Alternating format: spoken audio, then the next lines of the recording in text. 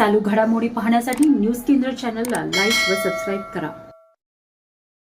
सह्याद्री मित्रमंडळ अध्यक्ष केदार भगत, उपाध्यक्ष चिन्मय भगत आणि खजिनदार नितेश भगत यांच्या नेतृत्वाखाली रामलल्ला सदृश गणपतीची मूर्ती विराजमान करण्यात आली। या वर्षाच्या सुरुवातीला अयोध्येतील राम मंदिराने अनेक दर्शकांना प्रतीक्षेनंतर भक्तांसाठी आपले दरवाजे उघडले आणि यात सह्याद्री मित्रमंडळ पनवेल यांच्यातर्फे भगत आईचा राजा म्हणून गणेशोत्सवाच्या माध्यमातून अयोध्येतील रामरूपी देखावा साकारण्यात आला।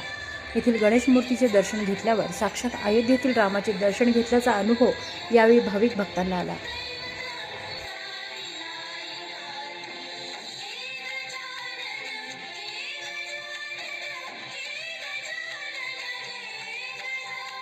मंडळाला 24 वर्ष झालेली आहेत। आता पुढचा आमचं 25वं वर्ष आहे आणि मंडळाचे अध्यक्ष केदार भगत, उपाध्यक्ष चिन्मय भगत आणि आमची सल्लागार कमिटी आहे, ज्यात मी स्वतः, जयेश भगत, सचिन भगत, प्रमोद भगत, मच्छिंद्र भगत, आम्ही सल्लागार कमिटीवर आहोत। आमच्या सर्वांच्या सहमतीने यावर्षी आम्ही तयारी म्हणजे की मूर्ती सिलेक्शनपासून मूर्ती कुठल्या